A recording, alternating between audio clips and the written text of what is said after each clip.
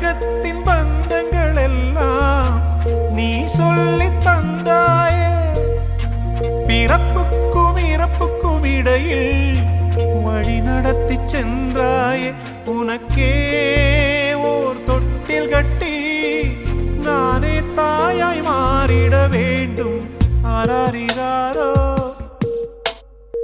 நான் இங்கே பாட, தாயே நீ கண்ணுறங்கு, என்னோட மடி சாய்ந்து